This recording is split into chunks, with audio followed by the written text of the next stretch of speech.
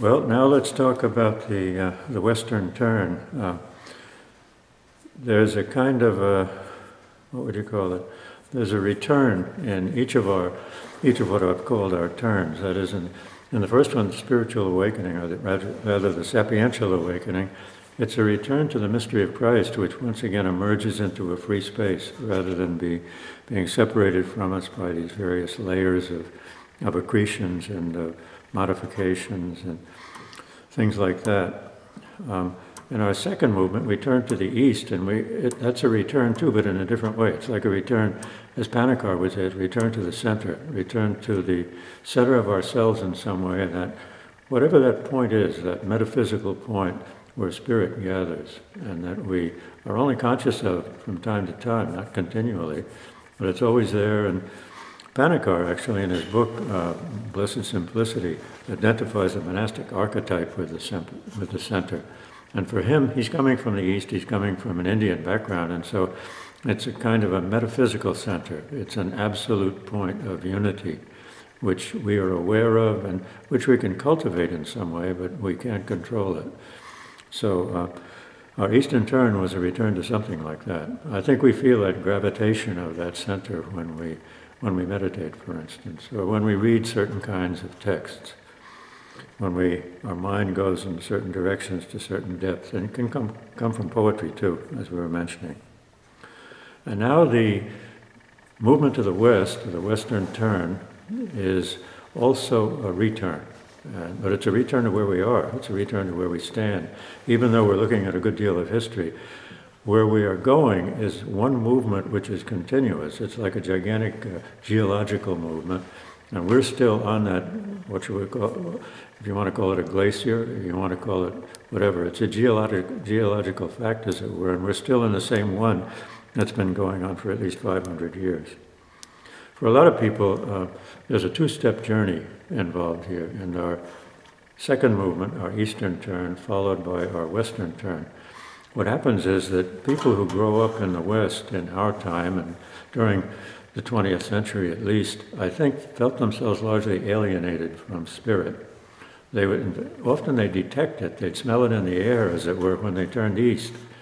They'd see it over there, and because somehow the Eastern practices seem to represent spirit more than they do religion very often, okay? Whatever that spirit is, the fact that the Easterners are so habituated to meditation, the fact that they cultivate silence, and even the Eastern personality very often strikes us in that way, as if it in some way represented spirit. Wherever the particular individual's mind may be, from the outside they often look that way.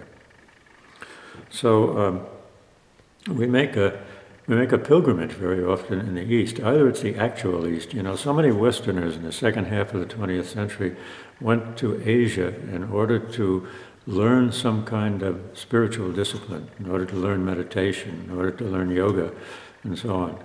And so many of the Eastern teachers, the Asian teachers, came to the United States, for instance, to set up, because there was so much appetite over here for what the Easterners had to offer. I think what they were looking for, in a sense, from a Christian point of view, is baptism, because they were baptized as infants, as I've said so often, and so they didn't have the experience, the vital experience, which is almost essential to the beginning of a serious spiritual life.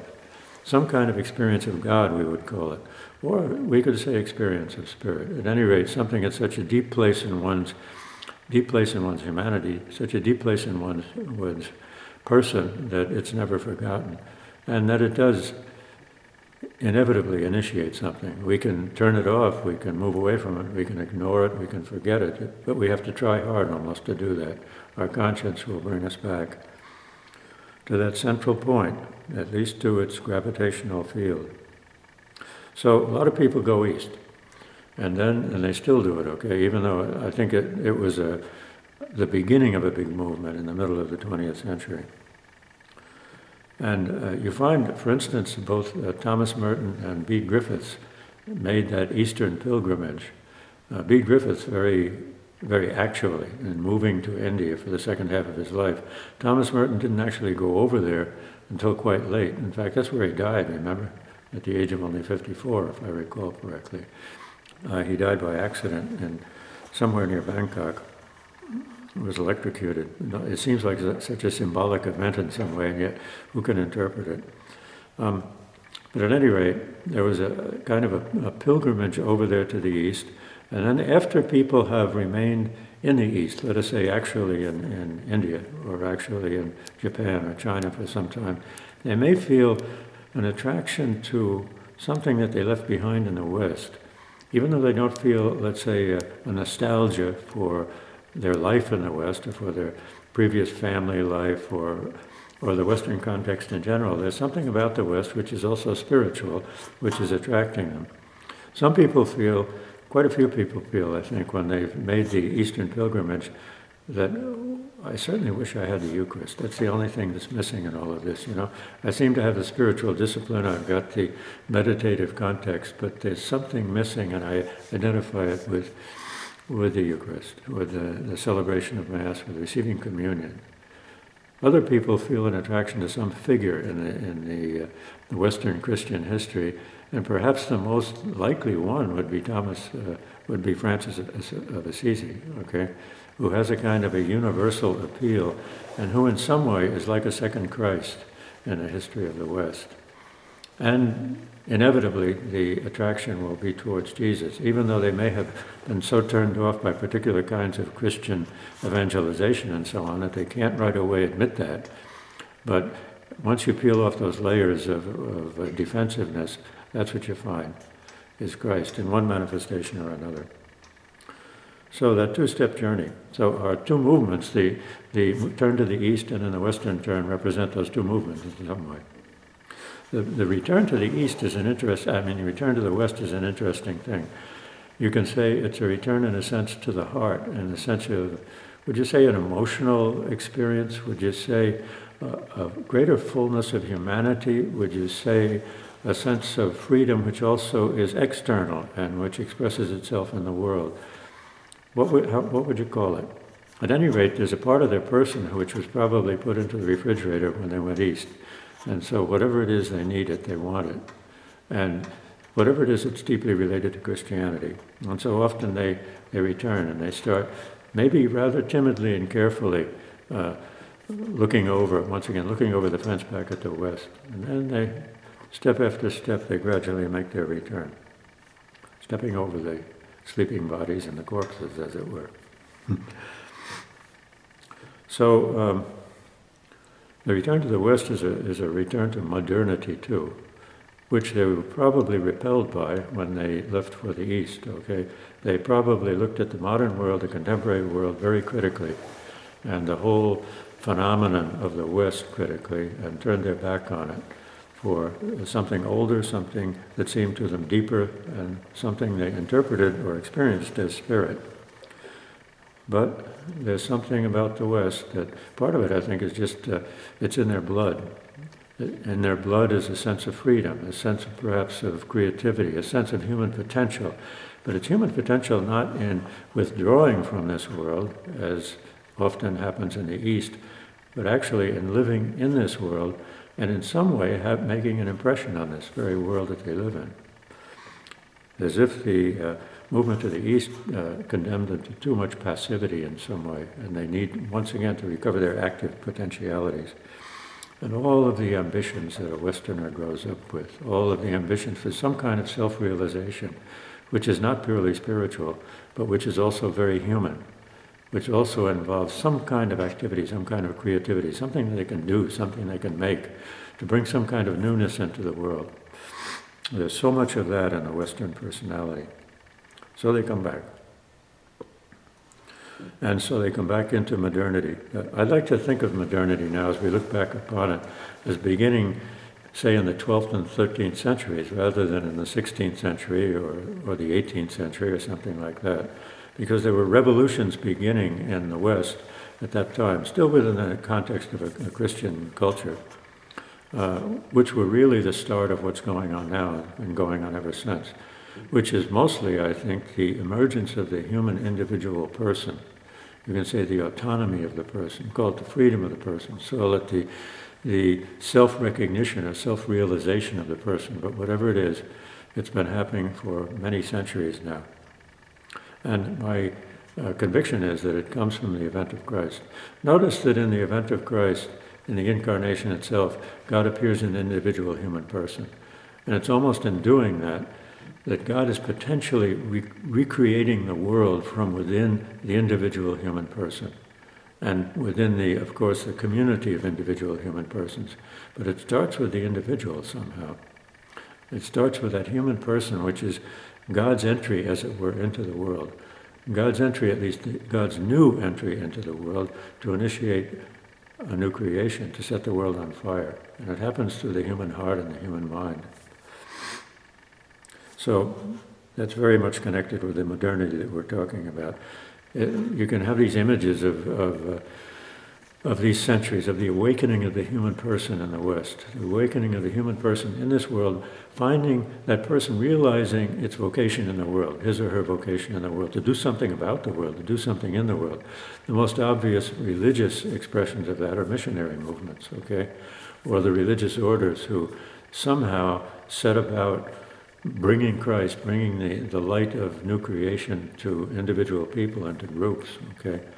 That's been going on for a long, long time, that missionary thing. The missionary thing is one aspect. It's a specifically, explicitly religious aspect of this new creation that we're talking about. And if there's any society on earth, any culture on earth that's conscious of the notion of and the reality of creation, that has an appetite for creation, has an appetite for newness, it's the West. And has been the West, as I say, from at least the 12th century. So we can talk about the emergence of the autonomous individual person really as being the core of the phenomenon of the West, I think. There are many writers, many thinkers who reflected on that emergence of the individual person out of the context of some kind of communal mind, okay? I think in tribal cultures that the individual consciousness and individual kind of personal thinking in a space of freedom is almost absent very often. And I think the collective mentality, the mind of the tribe, or the mind of the chief, or whatever, predominates. I think that's certainly true in the biblical culture in the Old Testament, if you look at it. That is, the individual is almost like a limb, almost like a member, a physical member of the community, of Israel itself, let us say. So the emergence of the autonomous individual person is a great thing. I think we may be, if we're Christians, and especially if we're Catholics, we may be rather timid about that, okay? We may feel guilty because of the degree to which we've what would you say? We've disconnected ourselves, or we've freed ourselves from the communal consciousness, that perhaps we don't quite think the way the church authority does, or don't quite think the way our teachers do. We see it as something perhaps to be concealed or ashamed of, but it's also something in which resides the potential for the future, not only our own future, but the future of humanity. Christians, Catholic Christians, are often a little bit ashamed or a little bit afraid of that fact of moving away from the common consciousness. That's certainly been true in Roman Catholicism, I think, up until the Second Vatican Council. As if what mattered was belonging, as if what mattered was simply belonging not only to the church, let's say sacramentally, and in one's reflection on the Word of God, one's hearing of the Word, but also actually in every other way, as if one should not step aside, step off the line, or out of line, but rather be one of the community, be one whose principal virtue is obedience. That's often been taught, I think, in the Catholic Church, as well as in the religious life and in seminary life and so on. But that's not really what Christianity is about in the end, okay? Christianity, as it emerges from the Judaic background, the background of the Jewish people, is an emergence of the individual and a leaving behind of the conventions, many of the conventions which Jesus deliberately broke. Think of the religious things that people reproached him for not doing. You know, the disciples of the Pharisees and John the Baptist fast, but your disciples are not fasting. Why is that? You know, And how can you heal on the Sabbath and those things? Jesus departs and just steps right out of line in many of those areas. And he does that not only as personal impulse, but also as instruction to us, as example to us. And the prophets, of course, stepped completely out of line and had something deeper to say than that convention was transmitting, than that convention was, and that law was communicating to people. Now, in Vatican II, we've had what would you call it, a resurgence of that emergence of the individual. And it's a remarkable thing how that could be suppressed for so long in Christianity, and how Christianity itself, especially Catholicism, I'm not speaking so much of Protestant Christianity, because Protestant Christianity did experience the emergence of the individual, and sometimes society turning into an atomic phenomenon in which each individual is so free that they were separate, and which results also in a kind of, what would you call it, fragmentation of Christianity itself very often. So I'm not talking about Protestant Christianity in the West, in which freedom had been a primary value, a central value for so long, but of Roman Catholicism, where freedom was always at a certain, what would you call it, ambiguity about it. Freedom is ambiguous, as a matter of fact, but we shouldn't be afraid of it. So in Vatican II, we experienced a space of freedom opening up for the individual once again, and a recognition of the other values, many of the other positive values of modernity, of the modern world, including the values of not only of freedom, but of democracy, the rights of the individual person, the sense of human dignity, dignity of the individual, not just the individual who toes the line, or the members of my group, my church, my society, but just the human individual. The human individual is somehow being anointed with divinity, and having a kind of, what would you call it, a divine spark within it, more than a spark, a divine light within it. The individual human person. So much of what I'm saying, of course, comes from the consciousness of Vatican II. And the way that we look at this history now is different from the way that we would have, much less linear than the way that we would have looked at it before Vatican II. We can speak even of a Western axial period. You know, the axial time, that's a notion that was originated by Karl Jaspers, the German philosopher, but it's been accepted by many students of history, that there was a time about 500 or 600 years before Christ, let us say. It varies in various societies and so on, but it's during the first millennium before Christ, and about the midpoint of it, although it stretched for some centuries, was the time when the individual consciousness appeared and emerged and became conscious of itself in a number of different places around the world, about 5 different areas of the world at nearly the same time. So one realization was in Hindu Vedanta, for instance. Another was in Buddhism, the time of the Buddha. Another would have been in the prophets of Israel. So it was a global phenomenon, pretty much, at least in the more developed societies. And there was also commonly a new spiritual breakthrough, some kind of new contact with the divinity, which was direct and personal, individual, you might say, okay, even though it might be in the context of a religious tradition. So that's a very important point, a very important breakthrough in the development of human consciousness. And at that time, the human being seems to have been able somehow to get beyond the particular and arrive at a kind of what would you call a metaphysical ground. It might be in reflecting on the idea of being, for instance, okay, a being which is not just this or that, but being in general. There was a new gift for abstraction, but an abstraction which was powerful and which in some way corresponded to reality and to the inner experience of the person. Western axial period.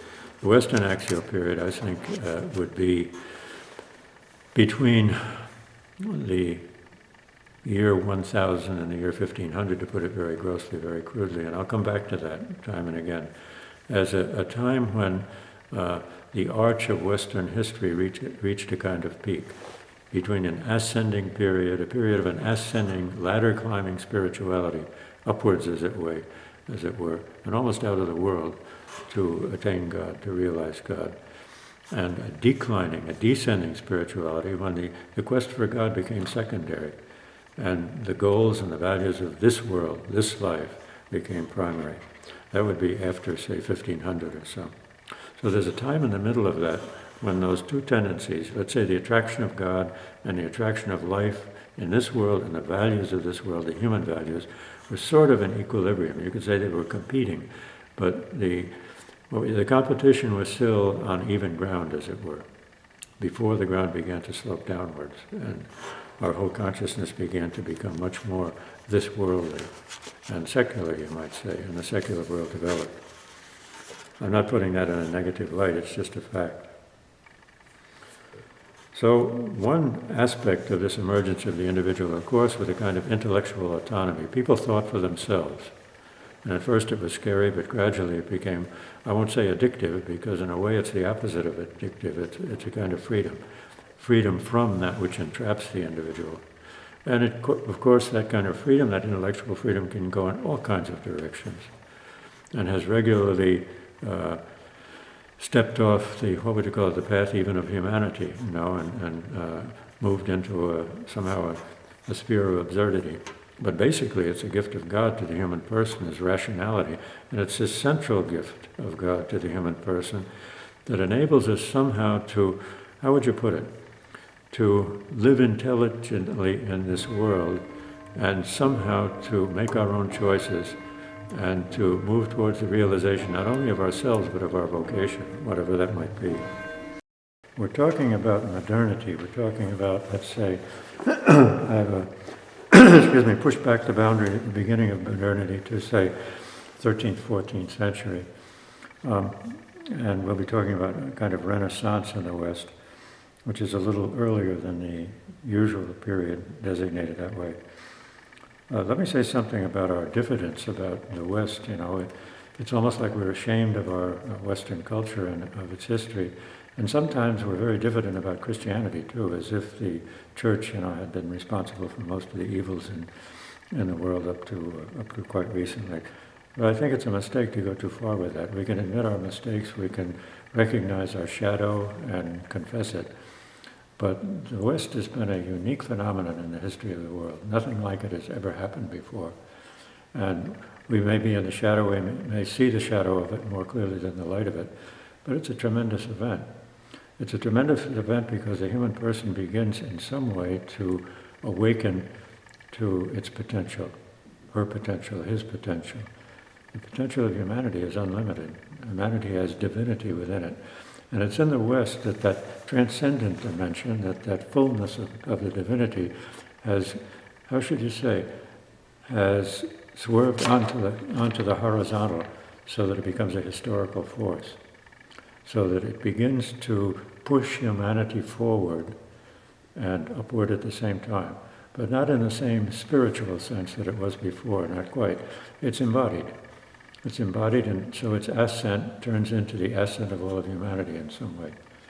A horizontal historical movement, which is also vertical in its own way, and which is empowered ultimately by the Spirit of God. With all of the qualifications we need to make for a kind of extreme statement like that. Let's look at a profile of modernity, just analyze it, take it apart a little bit. Now the main thing, I think the central thing, is the emergence of the individual person. And that means the freedom of the individual person, the autonomy. And it means, especially in intellectual autonomy, which means freedom for rational thought, basically, for critical thought. Because we've had the more philosophical thought before, we've had the theological thought before, we've had the mystical, we've had the sapiential. But the rational has always been on a leash, as it were, until quite recently, until a few centuries ago, and that in the West. I don't want to exaggerate, because the Greeks were really pioneers in the use of the rational mind. And there's plenty of that in other cultures as well, also in the East, but never as it has developed in the West. Now that's a critical thing, but it's also a constructive thing. I remember Wallace Stevens says that the reason destroys and the poet must create. But he's talking about a deconstructive reason. He's talking about a critical reason gone wild. there's a kind of reason that builds as well. There's a kind of a reason that can almost create. And it's a central faculty of the human being that goes right with the conscience and enabling the human being to walk in the sight of God, you might say. We're meant to be rational people. And even mysticism, when it gets too free of reason, of human reason, of our God-given power to think, can really go wild and can become evil even. Another feature of this modernity is the birth of a secular world, which can seem like a negative thing. I think the church has often presented secular society and secular world. It's a peculiar expression, secular world, because secular simply means world. So it's like a world squared in mathematical terms, in that it's a world which has somehow been allowed to get out from under the umbrella of religious faith, even, okay? Which is tricky, which is dangerous, but also necessary in some way, so that even faith itself can be subject to criticism, so that even, I should say, belief can be subject to criticism. Another thing, I've got mixed up one thing there with another, and that is talking about the secular world and then talking about rationality at the same time, critical rationality, but they very much go together. Another element here is the progressive dynamism of history in the West, and particularly in the modern West, where you get a kind of acceleration. It almost looks like it's flying off its axle at a certain point, the acceleration of history in the modern West into postmodernism and so on, postmodernity. And that too is a realization of the potential of the human person. Historical sense and a process, the understanding of time and history in terms of development, rather than a cyclical understanding like you'd find in the Asian traditions mostly, and also in our own traditions further back. Something positive is happening. History is moving forward. It's not just rotating on a spindle, as it were. And it's not just a fall. It's not just a progressive decline from some golden age or golden state. So those are some of the elements or dimensions of this modernity we're talking about. And we know what it is because we live in the middle of it, if we can step back for a moment and reflect on it, put names on it, and so on. What's the challenge to a sapiential Christianity, to the wisdom theology, say, that we're talking about? Well, the fact is that when this rationality began to prevail, the sapiential consciousness receded to the margins. The sapiential consciousness was pushed aside and gradually became just sort of a, a minority specialization or something like that, often getting pushed way off into the esoteric currents in our Western culture, our Western religious tradition as well. So the challenge to a sapiential Christianity is for it to, to face modernity critically but also sympathetically, and to understand how both the sapiential thought and the rational thought have flowed out of the same mystery of Christ, the same event of Christ. Because the Christian spirituality or Christian sapiential theology flows directly from the event of Christ, and then the mixture of some other cultural elements in there. But so does the modern rational thought and rational progression. So if they have been, if they have been opponents for hundreds of years, or at least apparently so, it's time for them to come back together again. That's another thing I think that we see in Vatican II. We see it also in the acceptance, finally, gradually, in the Roman Catholic Church of historical, critical, biblical study, okay? Where even the sapiential content of the New Testament has alongside itself a rational, critical commentary, a rational, critical understanding of the context and possible origins of that thought. It's a very difficult companionship. It's a very difficult marriage between the two, but it's necessary. When I say marriage, maybe I'm exaggerating. The marriage is not quite concluded, not quite consummated, because they remain two partners in dialogue, as it were. And the faith-based, directly faith-based sapiential one must also in the end have the preference, must also in the end have the upper hand. but not without qualification, not without confrontation, not without criticism. And it's very difficult to be able to do that, very difficult to be able to approach the mystical or approach the sapiential in a way which is both sympathetic and critical. But when we recognize that they both come from the event of Christ, at least the path is open before us, and we can work our way through it. There's a positive opportunity and imperative in this confrontation with modernity, that's for sure, and with the rational thought, the rational mind. A tremendous positive opportunity. Because in a way, the birth of a new world depends on this. And the birth of a new world which is related to the event of Christ consciously and understood as far as human beings can understand these things. So one of the most imperative things for us, one of the most urgent things is a kind of wisdom of history in which we become able to see everything in the light of the event of Christ. If that seems like an exaggeration, I'm willing to stand by it, because I think that that's the thing that determines the positivity and the orientation of history, our history and ultimately everybody else's. If not at this moment, it will turn out that way. Now, let me say something about self and person. And when I say self, I mean the word in the Asian sense, all right? In the sense of the Hindu Vedanta, for instance, where it's the Atman that is the absolute self. And that would be a self with a capital S. And the human self, the small, uncapitalized, the lowercase self, is something that in some way almost needs to be, needs to be absorbed and swallowed almost, you might say, by that absolute self, the divine self, the Atman, the infinite self, you might say, or the self of the very being of everything. It's hard to put it in a precise way. So that self, in a sense, is realized by withdrawal from the world, typically a monastic withdrawal from the world, but if not a physical withdrawal from the world into a monastery behind walls or in the forest, the remoteness of the wilderness, it's a withdrawal nevertheless which is spiritual. In other words, a movement towards the interior, a movement away from the outside world into the interior reaches of the human spirit, where that absolute, so goes the tradition, is to be discovered, is to be realized. Whereas the Western self, which I'm calling person, and the Christian person is in a sense, a strong sense, the opposite of that. Because the person is something that develops not in solitude alone. Solitude is important to it. It's only one element, though, in its context. It develops in relationship, develops in the context of the world itself, into which we've been put, in which we were born, in which we were created, and which we're meant to serve as well. So the person is in this world, of this world, dealing with this world in the terms and on the conditions of this world. And for better or for worse, that's how it has to work out its fate, it has to work out its future, its destiny, its vocation. That's the Western person.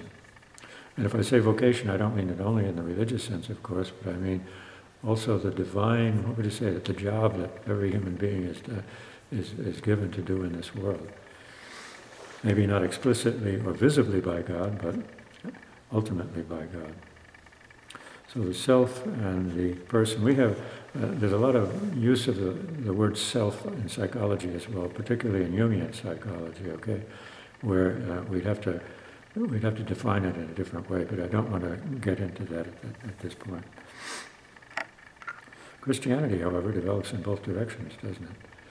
It develops in this expansion and, engagement of the human person in this world, with this world, and with other humans, of course, basically. But it also develops in an interior direction, okay? And I've called those two directions Western and Eastern.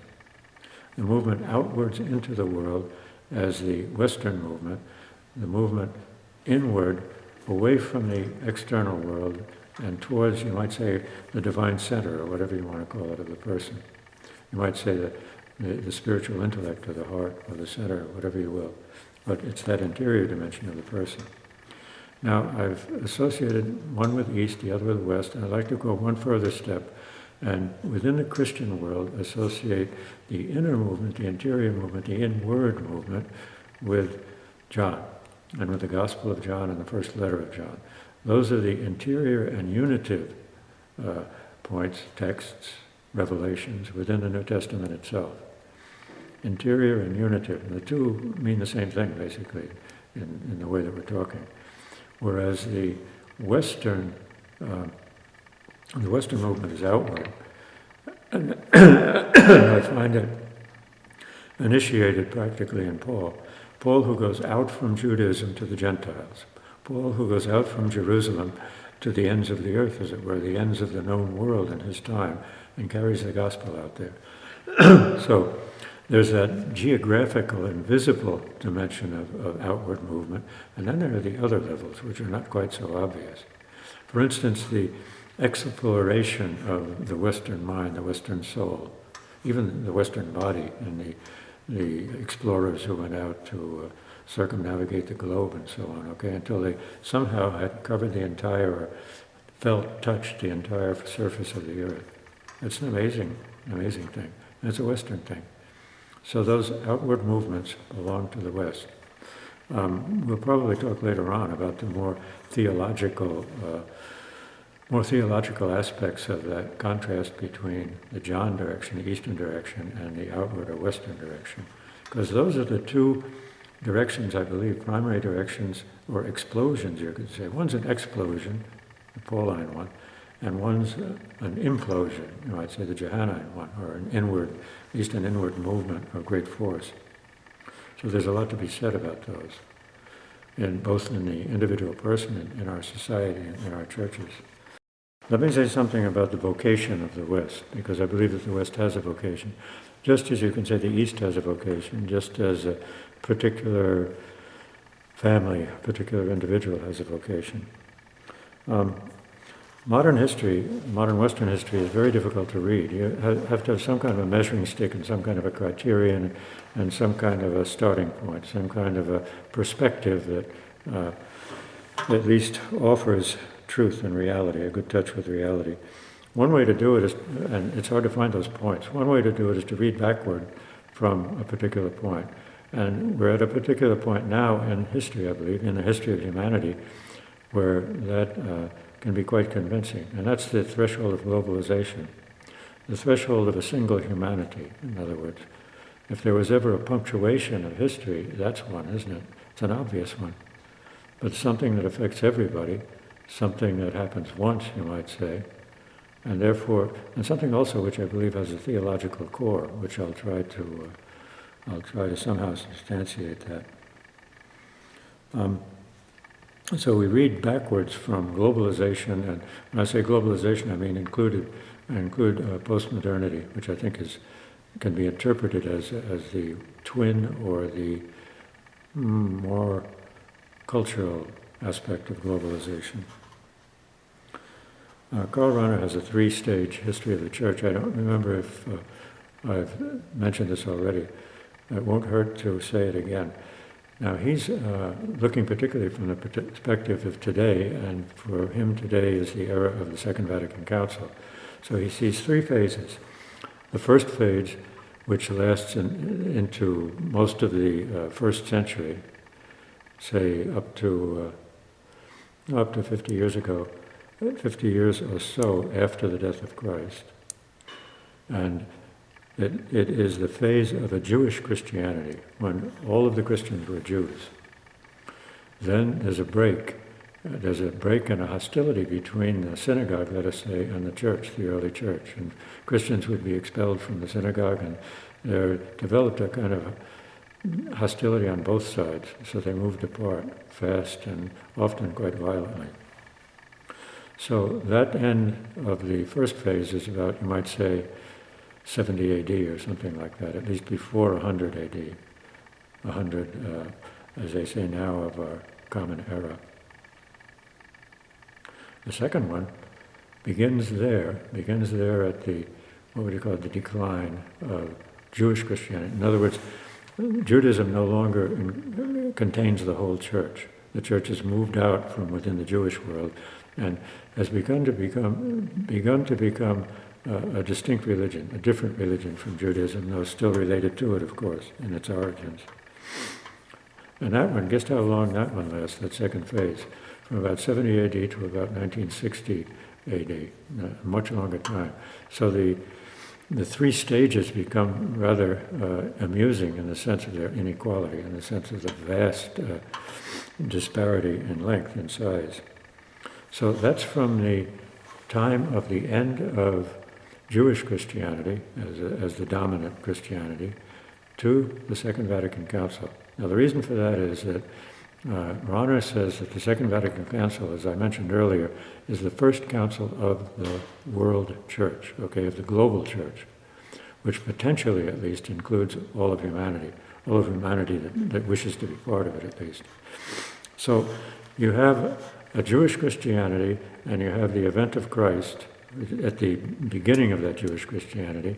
Then at the end you have a world Christianity, as it were, a world church.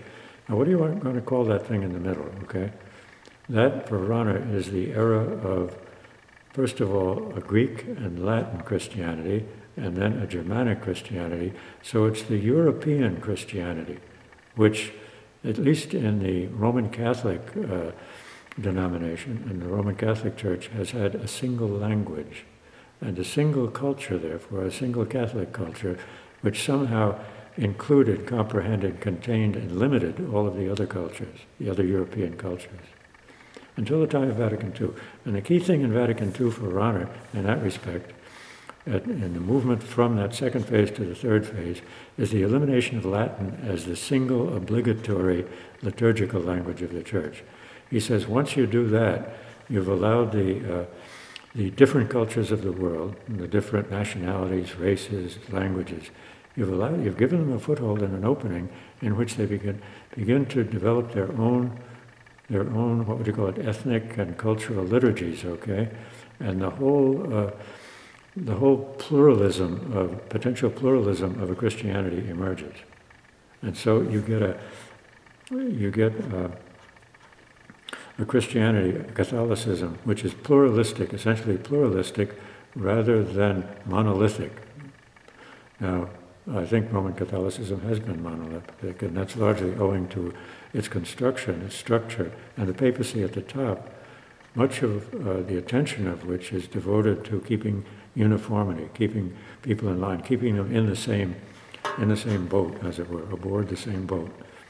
So we have a big area in the middle there, and I started out talking about the vocation of the West, and the vocation of the West, I think, can be defined in terms of that central area. Let's expand the beginning of it a little back to the event of Christ, not just the end of Jewish Christianity. But between the event of Christ and a global Christianity, or the unification simply of humanity, let's forget about the Catholic or Christian dimension of it for the moment.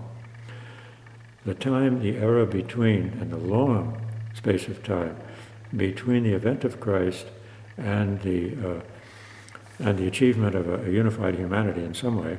It's already happened in terms of communication, transportation, and commerce, and so on.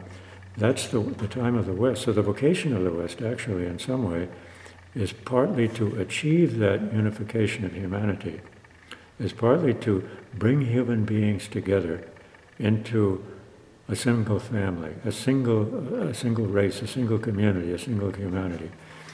And if that seems incredible or impossible, I don't think it is at all. Humanity began in unity, we believe, and humanity will conclude in unity in some form, even though there'll always be holdouts and objectors and marginal people and so on. Yet Vatican II recognizes that very clearly, explicitly, that the different nations, the different peoples of the world are before our eyes becoming a single people. The different histories of the different peoples are becoming a single history. Now that's a fact, I think. It's a fact that developed somewhat out of for instance, our two world wars and all of the catastrophic and the beneficial events of the 20th century. So the vocation of the West would be to what would you call it? To mold humanity and to mold history in that long interval between the event of Christ and the achievement of a single humanity. Now, that achievement of a single humanity is already far progressed, I believe. Okay, but Rosenthal-Kusi, one of my favorite contemporary authors, he divides the Christian era, as he calls it, which would be 3 millennia for him. 2 we've already done, we've got a third one to do.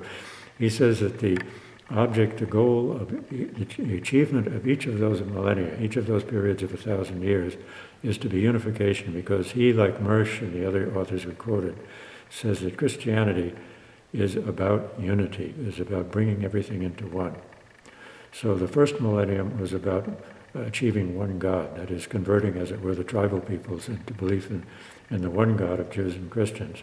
Second millennium, he says, is about bringing the world together, bringing, you might say, the natural world together. Now that's happened through explorations, but it's happened also explorations in commerce and missionary efforts and so on, that somehow the globe becomes gradually one and understood as such, but also by science, another Western achievement.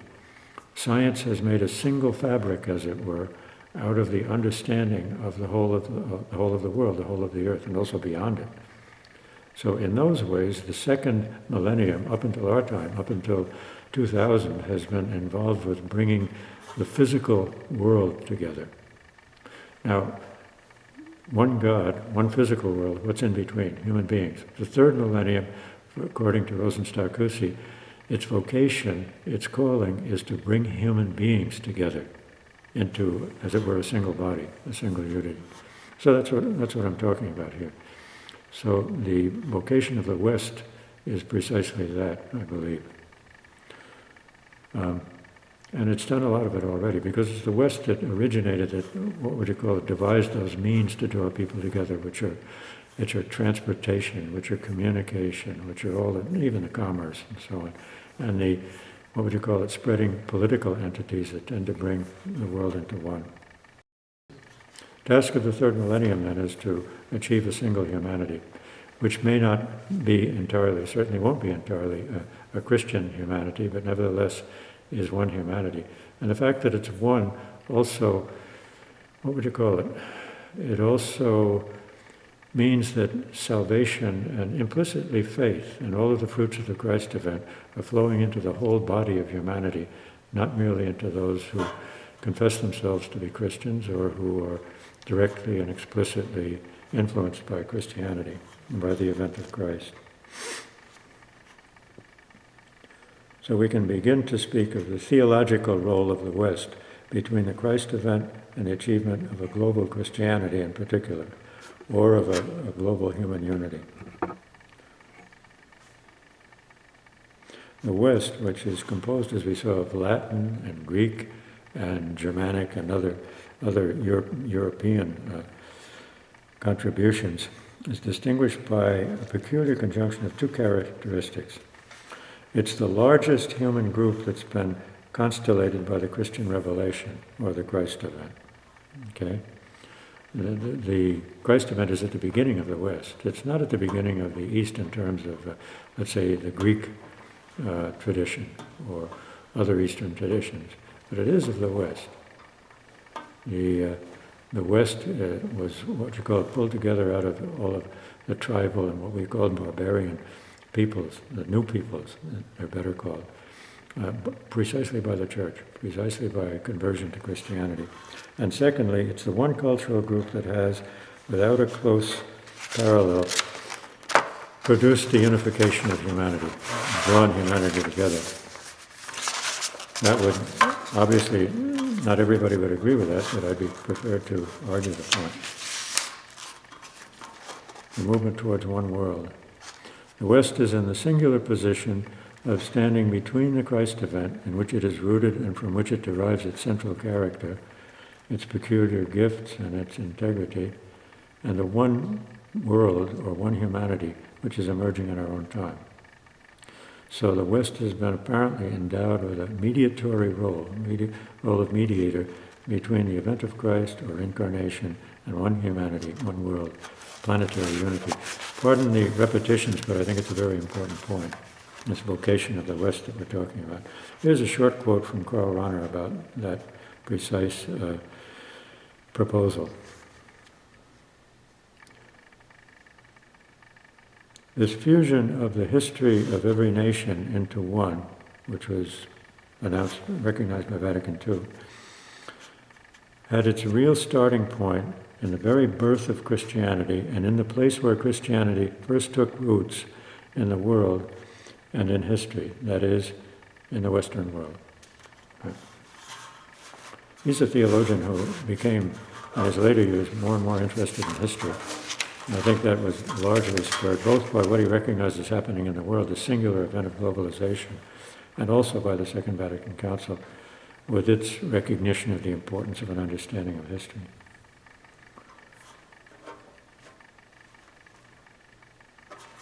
Here's a little synthesis of this business of the role of the secular West in this universalization. The transition from Christendom to a secular Western world, therefore, is a further unfolding of the event of Christ. That sounds very improbable, doesn't it? That the event of Christ should give rise to a secular world or a secular culture, which is distinguished by being not religious, not explicitly religious at least. The liberation of the human person into a new universality in Christ recurs on the level of cultural history as humanity awakens to its unity through the universal rationality, the common language of modern international nations, international relations, of scholarship, of science and technology, which has come into being through the modern West. Freedom, that fundamental gift of Christ, which has flourished uniquely in the West, emerges after 2,000 years on a global scale as a primary value for humanity. As the one humanity awakens to itself, with mad synthetic abandon, one might imagine Eastern non-duality. We come back to that. I'll come back to that again and again. Eastern non-duality, that absolute unity. Metamorphosed through the Christ event into Western rationality and freedom, moving forward towards its final embodiment as global unity. I don't know if you follow the idea there, but non-duality is a spiritual reality for the East, all right? Also for us. But suppose non-duality itself becomes embodied. Suppose that the event of Christ, the incarnation, brings the divine non-duality, the divine unity into the world, and that finally it must embody itself in the whole of humanity. So, just a thought.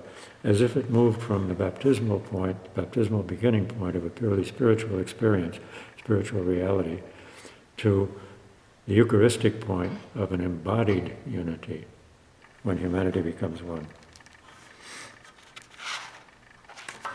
Let me say something about the shape of Western history. All kinds of assertions can be made about Western history and its shape. I want to talk about three historical schemes of three stages, each of them. People, when they look back at history, people really love to do things in three stages. I think originally that comes from the Christian notion of the Trinity, okay, of the three persons of God, which somehow seems to fit a sequence in time. See, even in the New Testament, you can distinguish an age of the Father, an age of the Son, and an age of the Holy Spirit. The age of the Father would be up to or up through the time of John the Baptist. The age of the Son would be during the life of Jesus on earth, and especially during his public ministry. The age of the Spirit would start at Pentecost. That's within the New Testament. I'm not bringing it all the way up to date. But that's been applied also to the whole of history, especially to the last 2,000 years, since the event of Christ itself. So here's Joachim of Fiore, who died in 1202. And he was a monk and also a very speculative thinker, as you can see. Now, Joachim proposed that history is divided into three ages, and that we're almost, in his time, almost at the threshold of the third age, the age of the Holy Spirit. So the first age would be the age of the Father, and it was distinguished by, what would you say, by people being simply married people, normally family people, okay? So it would be predominantly the age of the, as he would say, the spouses of the married folks. The second age, the age of the Son, would be, I suppose you'd say that also those married families were generative in the way that the Father is generative. There's a parallel there. The second age would be the age of the clerics, okay, the age of priests, bishops, and presumably popes. And that would be, that would extend up until, he thought, the year 1260, which would be the opening, the threshold of the third age, the age of the spirit, which for him would be the age of contemplatives, or monks. Well, it sounds very nice and neat. The only trouble is it didn't happen. Okay, so in fact, history moved in exactly the opposite direction. It moved from the age of the monks, you might say, through the age of religious and clerics, down to the present day age of, let's say, basically of lay people, okay? Recognized in Vatican II, I think, at least in an incipient way, the age of the laity. After all, the laity is the church. It's not the clergy, it's not the monks, and it's not the religious that are the church. It's the people of God, as once again Vatican II recognizes. So there's our first scheme, okay, which is venturesome, because, see, people in that age, people in the 12th century did not normally think in terms of a progressive history. So Joachim is an initiator, an inventor in that sense. And we'll find that our other schemes are progressive too. That is, they're movements in history of three ages, progressive in one sense, maybe not always progressive in another sense. My second theoretician of history in three stages is Auguste Comte, Frenchman, who sort of philosopher, historian, who died in 1857. And he's following the history of thought in these three stages. First, the theological stage. Second, the metaphysical stage. Third, the positive scientific stage. You can see how that would be very convincing for somebody in the 19th century, especially when there was a kind of scientific triumphalism. The first stage, then, everything would be interpreted in terms of God and the history of salvation and theological language, religious terms, okay? So that would go at least up to when? I'd say it'd go probably up to the 13th century, maybe. At 1300, and just about the time of Aquinas and so on, when the scholastic and metaphysical thought comes in, the Aristotelian thought begins to come in. And you get these metaphysical giants of metaphysics, like Aquinas especially, and others like him, who thought in terms of being, who thought in terms of, you might say, non-religious language sometimes, non-religious concepts, which were of enormous scope, enormous comprehensiveness. And then the third, the positive scientific, where do you want to start it? 1500? It might be. You can start as late as Newton if you want to, but maybe 1500 would be a good place. Somewhere near the Copernican revolution, perhaps, okay? And there, where your certitude, the authority of your knowledge comes from what? It comes from experiment. It comes from empirical sources. It comes from your scientific, rational observation of the world around you, okay? So that's very clear. And obviously that third stage would be where Comte was living, C-O-M-T-E. He was living in the 19th century, which is very, as I said, where science was at a peak of self-confidence and belief in its own means. So there's a truth to that, historically speaking, but it's not a very happy truth for us, perhaps, if we are of a religious bent. If we are Christians or Catholics, it's probably not a very desirable course of history. But I think it does hold water pretty well in a way. You know? There's another one, though, that I have more confidence in, and I would recommend more strongly, and that's the one of Pitirim Sorokin, a Russian thinker who died in 1968. He's got three cultures, all right? Three kinds of culture, which you can, almost as soon as I mention them or describe them, you'll begin to locate them in the history of the West. The first is the one that he calls ideational, I-D-E-A-T-I-O-N-A-L. Yeah. The second is idealistic, and the third is sensate. The final one is self-explanatory, the word sensate. Okay, that's where you're dealing with material reality, judging things. It's a materialistic philosophy, in other words, a materialistic way of thinking about things, understanding things, and so on, and theorizing. The first, ideational, needs some explanation. I think we would find the title spiritual more accurate or more helpful, more transparent. So that's where you think of everything in terms of spirit, in terms of God, in terms of union with God, in terms of contemplation or mysticism, or say the promise of union with God that is given by the New Testament writings. So there you're thinking of everything in terms of, in religious categories, okay? And especially religious categories, how shall I put it? Religious categories that involve your own spiritual progress, your own spiritual growth. So that is an ascending track, you might say. An ascending track which might go up to, say, as I said, 1,300 or 1,200, something like that. And then you get the sort of leveling off with what he calls the idealistic culture. And I think we'd recognize that better under the title of Renaissance culture, okay? Or maybe humanistic culture. Renaissance culture, where you got two things interacting. On one side you've got the spiritual, and on the other side you've got the material, okay? So it's like halfway between God and the world, to put it crudely. And then you've got the sensate, which is the materialistic culture. So he would have us, at present, in the West, in the third phase of materialistic culture. It's something like Comte's idea of positive scientific culture, because that positive science is materialistic. All it can measure, all it can know really, and think about is what is made of matter, physics, chemistry, cosmology, and so on, the visible world. Now this is a different sort of scheme in a way, because it's more like a parabola than an ascending diagram, more like a parabola than an ascending curve or a descending curve. So it ascends, it finds an intermediate point of equilibrium, you might say, a peak, and then it descends, okay? So the ascending phase would be what he calls the ideational phase of an ascending spirituality and the interpretation of all reality in terms of religion, ultimately in terms of God.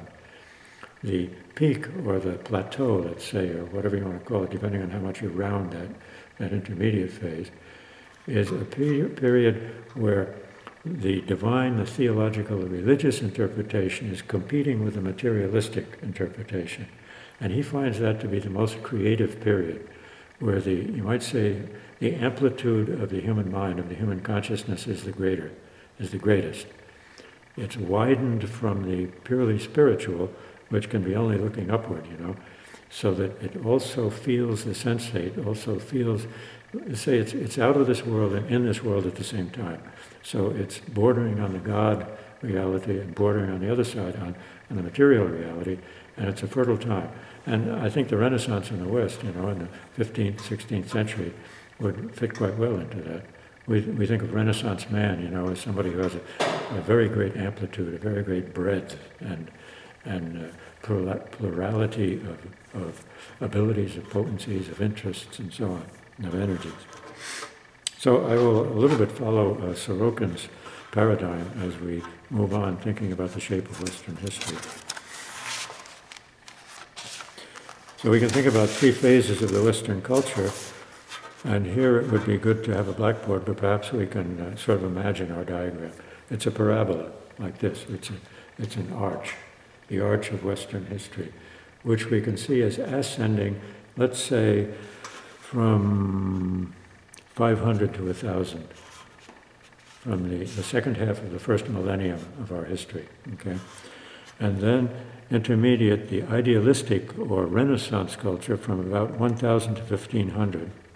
And that's a culture, remember, of integrating the two sides, integrating the two tendencies, the two poles, the spiritual and the material. Or you could say the side of faith and the side of positive science, the side of calculation and so on, and empirical science. And then finally the sensate descending from about 1,500 to 2,000. I think that's fairly accurate, actually. That's where physical science begins to take the upper hand. Because physical science sort of acquires a great confidence and also great power to convince, because it's got evidence. It's got nuts and bolts evidence to put before you, which is in some way irrefutable. In other words, you can't really deny science. Its evidence is so, and its achievements also are so clear. But you can also say something about science something about its limits, because basically it's limited to the material. We have a psychological science and so on, but it doesn't have the same, it doesn't have the same authority as physical science, because it doesn't have hard numbers and hard edges and hard definitions, really. Everything is a little bit in flux in the psychological world.